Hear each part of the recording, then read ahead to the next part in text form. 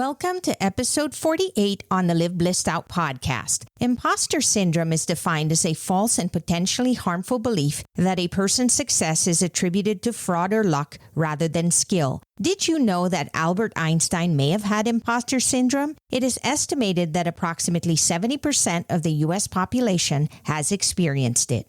Hello, action takers. Welcome to Live Blissed Out, a podcast where I have authentic conversations with business owners and subject matter experts to help us get the scoop, the 411, and the lowdown on a variety of topics. Tired of hesitating or making decisions without having the big picture? Want to be in the know? Then this is the place to go. I'm your host, Marissa Houston, helping achieve bliss through awareness and action. Thanks for joining me. The information, opinions, and recommendations presented in this podcast are for general information only, and any reliance on the information provided in this podcast is done at your own risk. This podcast should not be considered professional advice. Joining me is Terri Anderson Wilber. Terri is a certified trainer and master practitioner of neurolinguistic programming, as well as a master practitioner of mental and emotional release. In other words, she specializes in the way you think. Terri bridges the gap in the way your conscious mind and unconscious mind communicate with one another. Her niche is in helping small business entrepreneurs and salespeople leverage their skills and influence to be at the highest level of service to their clients, thereby increasing their own livelihoods. Terri's most recent accomplishment is transforming her in-person trainings into an exciting and dynamic online training platform, Ascent Training Online. To learn more, visit AscentTrainingCO.com. Searching for a minimal, versatile handheld tripod? Look no further. SwitchPod works with any camera from a phone to a DSLR and simplifies video making. SwitchPod is lightweight, compact, and nearly indestructible. It will save you time between shots so you can focus more on shooting and less on messing with your gear. Just head over to the Partners tab at liveblissed.com and click on the SwitchPod link to let them know I sent you and help support the show. Terri, it's so good to have you here today. Thanks, Marissa. I've got a question for you. All right, go for it. When's the last time that you looked in the mirror and you literally looked into your own eyes and said, you're doing a great job at life? Wow. If I have, I can't remember. I'm usually pretty critical of myself. Most of us are. The truth is, if people actually have ever done that, it might have been once or twice and it was years ago. It's not a regular practice that most people are in the habits of doing. Most of the time, we are our own worst critics instead of acknowledging where we're at and where we're doing fantastic. Can I relate to that? And I think that's one of the reasons why I was so excited to talk to you about this topic, which is head trash, because we all have them. And I think that many times we see things in ourselves that people do not see, and we expect things of ourselves that other people perhaps don't expect, or they may even think we're great at something, and apparently we think we're the worst at it. So it's a complete opposite. It really and truly is. And it's interesting because we're really good at putting up a good exterior so that nobody really sees what's going on below the surface. Like if you think of a duck paddling across the pond, it looks so calm going across the pond. But meanwhile, if you look below the surface, those little paddles are going a mile a minute. And that's how most of us are as well. And not in a healthy way, usually. We don't want to put out the worst version of ourselves to other people, or we don't want to bring other people down or tell them our problems because they might perceive us as whiny, or perhaps they'll say, figure things out and stop complaining and things like that. We want to put our best foot forward to other people, but then as a result of doing that, we don't really show our true selves. It's really crazy because there have been a ton of studies done that show that our formative years, most of our belief system is installed by the time we're 8 or 9 years old. And that's the root of where those insecurities come from that make us doubt ourselves or judge ourselves or be in that conversation of, I'm not enough.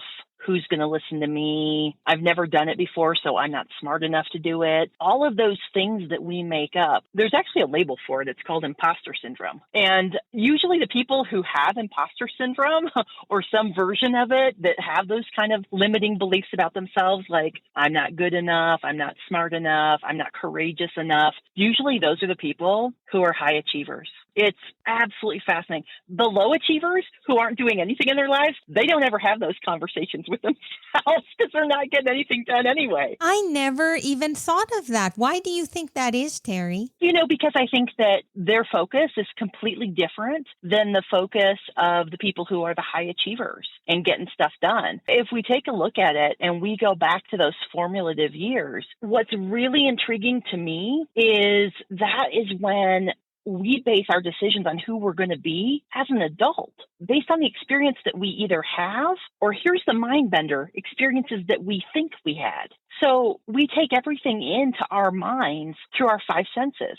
There's no other way to get information into our brains other than our five senses. So sight, touch, scent, smell, and then, of course, what you hear. And most of it comes in through what we hear and what we experience. And so you can, as a child, hear a conversation between, let's say, your parents. And maybe your parents are having a disagreement about something. You don't even understand as a 4-year-old or a 5-year-old the context of what they're talking about, but you will make up a story about what you think they're talking about. So when I was in the 3rd grade, I remember my parents having a discussion about my 3rd grade teacher. And my dad, ironically, had actually gone to high school with my 3rd grade teacher, so he knew her. And they were having a conversation about the report card that I brought home. And I had, I think it was a C in math. And they were having a conversation about the C in math, and he was talking about his interaction with her from years before when they'd been in high school together. But my 3rd grade mind heard the conversation, and I interpreted it with the only facts that I knew in the moment. And what I knew was I had gotten a C in math. And as a result of me overhearing that conversation, I made up a story that I wasn't good at math. And I carried that for decades forward. So that's kind of where the root of some of the head trash that we develop comes from. It's what we actually experienced or what we think we experienced as a child. Wow. And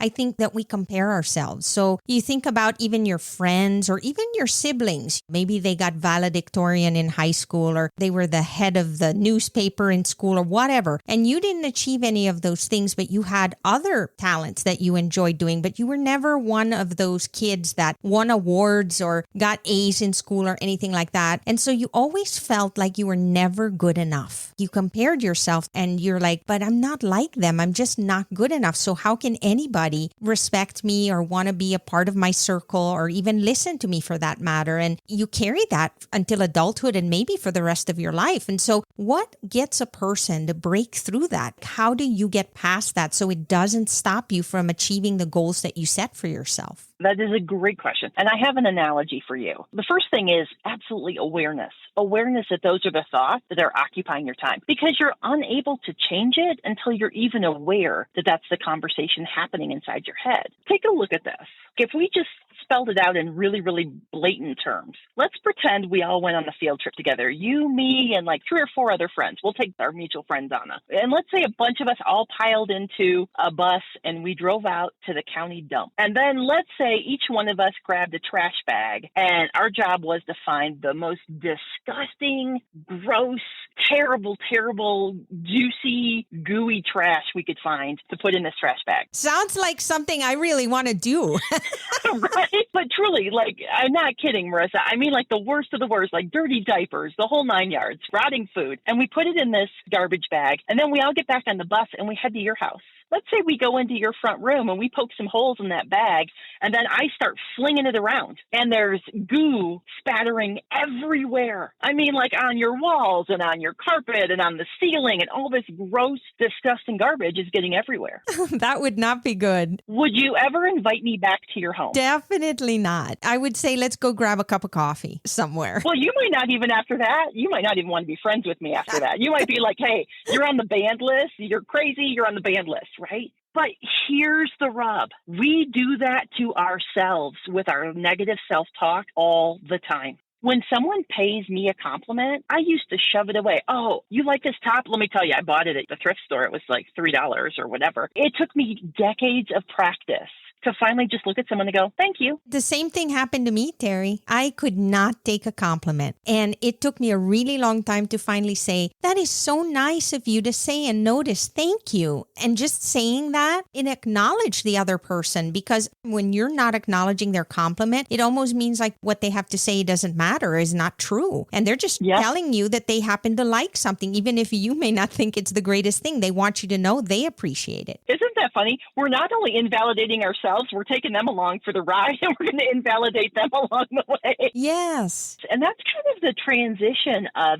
starting to, I call it taking out the head trash. Like you take out the trash. That's really the inception, if you will, of starting to take that awareness that you have of those limiting thoughts, those limiting beliefs, and starting to take action on the things that you want to do in your life. That's the real impetus or the catalyst for change, to actually start a different relationship with yourself and to start a different acknowledgement of yourself in your mind. And so that question I asked you at the beginning, like, when's the last time you looked into the mirror and looked into your own eyes and said, hey, you're doing a great job at life. You're doing great, right? I think all of us are critical in some way, shape, or form. We always either look at the past and we'll say, I wish I'd taken a different turn. And that's one of the reasons why I end every podcast with, remember to keep moving forward. Because I believe that we learn from the past, but we can't dwell on the past. We need to move ahead and think about what's tomorrow bringing for me and be hopeful, because otherwise then you say, well, I wish I'd taken that turn. Well, what good is that going to do? You can't take that turn anymore. It's done with. You took a different path already. So now how do you make the most of where you are today? And speaking of that, this head trash you're talking about was exactly what stopped me from doing podcasting. I've always wanted to do it, but I told myself the exact same thing. I'm not good enough. Nobody's going to want to listen to what I'm sharing with them. My guests are not going to want to be on the show. You talk yourself out of it. But I think what turned me was I asked myself the question, what will happen if I don't? And the answer scared me more. Absolutely. If you're really clear on your goal, then your goal is so important that all that head trash can't stop you from moving ahead. I kind of look at it this way. If I were to ask you, do you enjoy getting gifts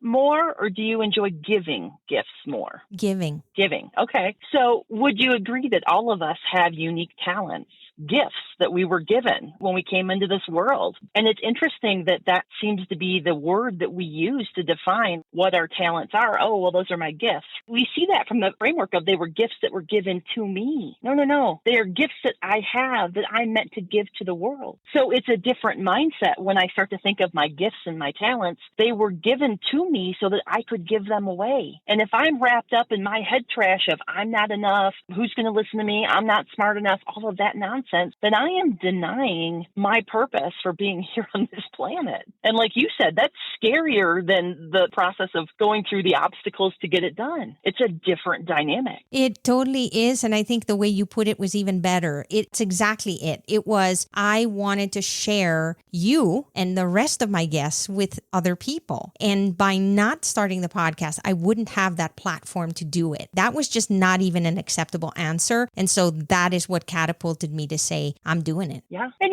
you're not going to be in that, oh, rah, I can do anything mindset all the time. There are times the obstacle is going to win and you're going to have a momentary dip in energy and you're going to be like, oh, maybe it's true. Maybe I'm not smart enough. What I encourage people to do, and this is really the method I used to get out of my own way with my own head trash, is I found a little tiny journal. It's probably 4 inches by 4 inches. And it's got this beautiful red cover with this gold foil imprint. So it looks really high end and it feels very luxurious when you pick up this little tiny journal. And I turned it into what I call my why book. And it doesn't matter if it's business related or it's in my personal life. Anytime I do something that's really cool, I write it in the book.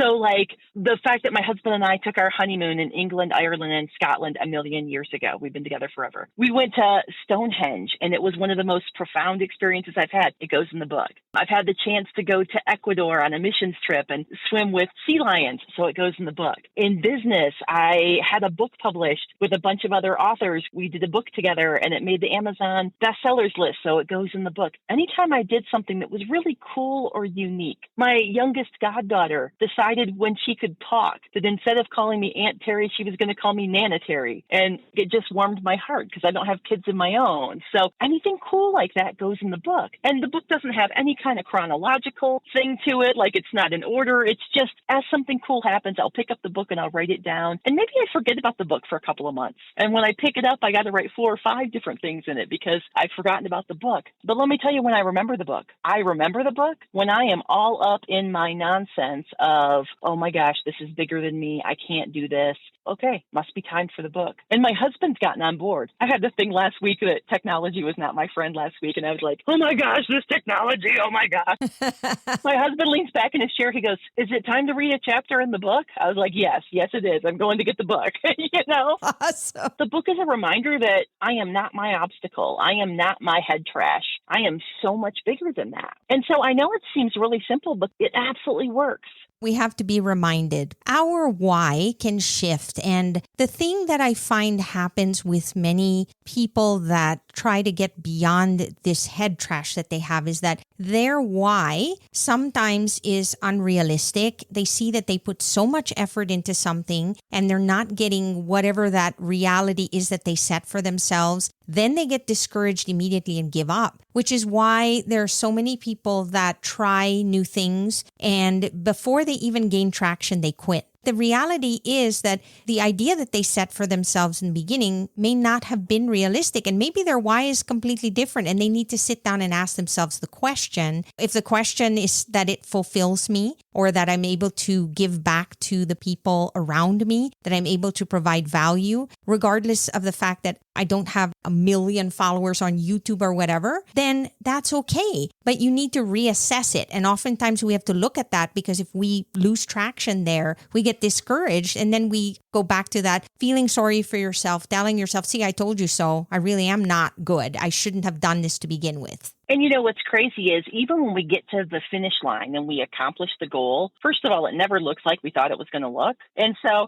if you can tell yourself that right from the get-go, you have to have an idea of where you're going. You have to know where point B is going to be. And you have to have a general idea of what the roadmap is to get there so that you know at least the first few steps you're going to take. I tell my clients all the time, don't you dare get attached to that roadmap. Because like if I'm driving from New York and my goal is LA and I know I'm going to take this highway and that highway and that highway, and those are the 3 main highways I'm going to take to get across the country, that's great that I have a plan. However, I could not have possibly foreseen that I needed to get off in Iowa and see the world's largest ball of string. So having a plan is great. It's just don't be attached to the plan. As long as you're going to get to the end result, make it fun. Let it kind of come to you along the way. Yeah, enjoy it. And I think that we also tend to compare ourselves, right, Terri? Without a doubt. We look at other people, we see that they've achieved success, but we don't know exactly what they've done to get there. So for example, if you were, let's say, to look at one of your favorite YouTubers that you watch all the time or whatever, and you see that they have, 50K followers, okay? You're looking at 50K and you're going, wow, I should start a YouTube channel because if they can do it, I can do it. Then you go in it for about a month and then you see that you maybe have, 200 followers. And then you're going, well, nobody likes me. I only have 200 followers. But what you didn't realize is that the person you've been watching that has 50K followers has been doing it for 5 years. Mm-hmm. Every week, 3 times a week, putting content, working behind the scenes, doing all these things. And you were doing a fraction of that and you only did it for a month and you expect to achieve the same result. Isn't that funny? The reality is there's so much hard work that goes into everything. Even the most popular people that we know that we think, wow, how lucky are they? Everybody loves them. They weren't loved from the get-go. They've had to struggle to get to where they need to go. And it was that persistence and that belief. And they had limiting beliefs too, I'm sure. They also talked themselves out of believing that they can do it, but then they kept at it. And that's what led them to where they are today. I always say it takes 10 years to become an overnight success. Yes, it does. It does. Everybody's like, oh my gosh, look, they're so fantastic. It's an overnight success. Yeah, exactly. 10 years in the making, an overnight success. And I do believe it really is, for the most part, a marathon, never a sprint. It's very rare that you can just jump into something and be good at it. And that includes your favorite golfer, your favorite tennis player, your favorite NFL player, whatever. You think that they just woke up one day and just started they've been doing it since they could walk. Absolutely. They usually spend 8 hours a day, every day, learning things, trying new things. They really live and breathe it. And that's really what it takes. And there's very few people out there, there's always exceptions to the rule, that had better success quickly and unexpectedly. But that's not common. No, it's not. And if you stop to think about it, again, the research shows us it takes 10,000 hours of practice at something to achieve a level of mastery at it. So my conversation in my head is, like you just suggested, if I've only been doing it for a couple of months, then I certainly don't have 10,000 hours into it. And how can I expect to be at mastery level? Like, that's unrealistic. So you have to be willing to tell yourself the truth. And when I say that, I don't mean that in a negative way. Most of the time we're telling ourselves lies, and you got to actually tell yourself the truth about how good you're doing. Like, oh my gosh, 10,000 hours is mastery, and I only have 50 hours into this, and look at how far I've come already. To start to change the conversation and to really take control of those thoughts in your mind. And great example, I've got a good friend of mine who I just adore. You'll be out doing something with him, and out loud, totally random, he'll be like, get in the bleachers. And you're looking around like, what? We're in the mall. What do you mean get in the bleachers? But that's his way of talking to his self-talk. In his mind, he pictures a football field, and he takes him off the playing field, because like the playing field is like when you're going for your goals and you're getting stuff done. That's the playing field. Then the thoughts that aren't bad, but they're not necessarily productive, get to go to the bench. And then the ones that are terrible get to go to the bleachers. That's part of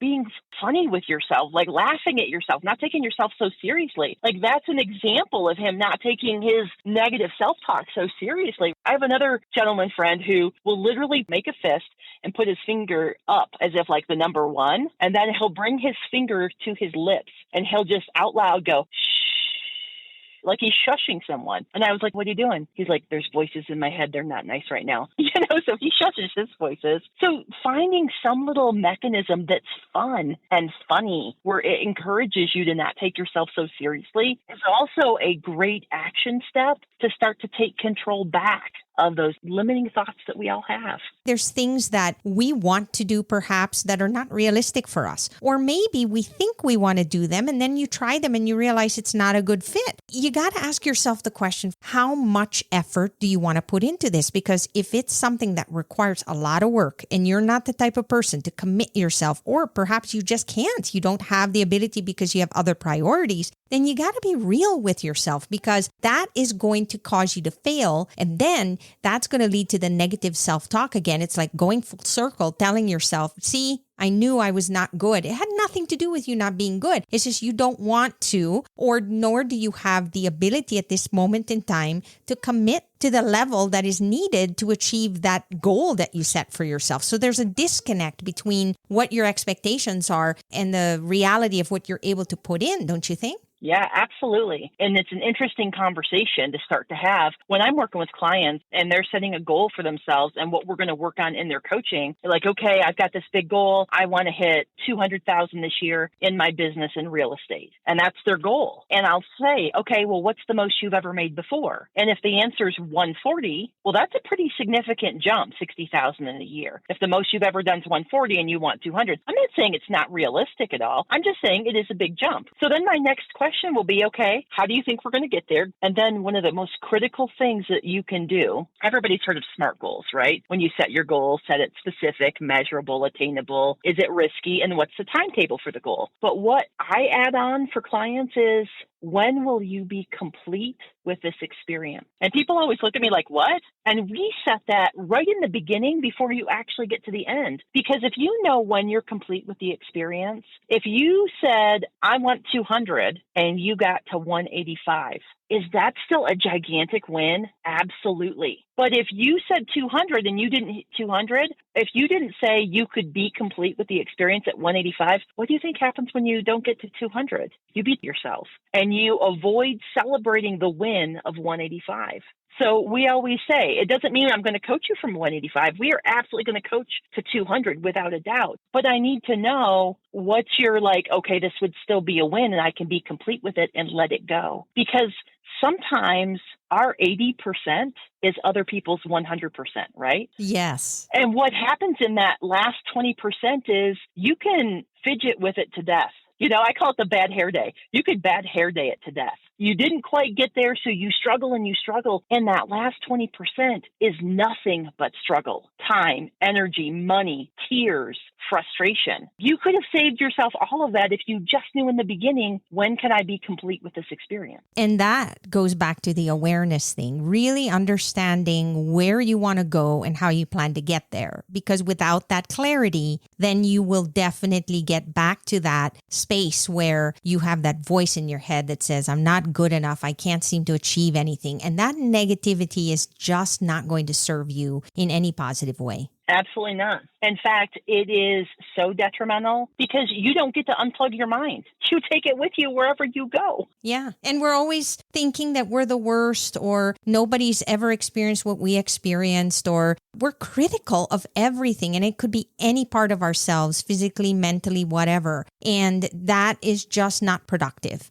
It helps to an extent because it allows you to look at yourself and say, what are my talents? What do I like doing or what not? So it helps you analyze things. But when it's to the point where you're always telling yourself you just can't, I'm not good enough, that's really where you start to have to question whether or not that's reality, and then decide for yourself if you want to get out of it. Because let's say you never want to jump off a plane. If you really don't want to jump off a plane, then maybe saying I'm not good enough is a good idea. It's just not something you desire to achieve. So there's a lot of things you have to weigh for that. And you just want to make sure that it doesn't hinder you. That's really the goal here, is be able to feel confident and not fear moving ahead. Most people who are stuck in their head trash, that's the number one cause of them not being happy, is because they get stuck and they don't move. Then procrastination becomes the answer to everything. Oh, I'll get to that soon. Or my other favorite is those people who delude themselves into thinking they're getting stuff done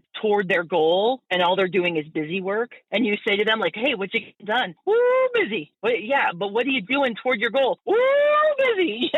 But nothing that they're actually doing is progressing them toward their goal. They're just in the minutia of the busy work and not actually making headway because they get to delude themselves into thinking, well, I'm doing something. It's like the hamster wheel. You're moving, yeah, but where are you going? Right, but the hamster is not going to get to the other cage if he's on the wheel. Yes.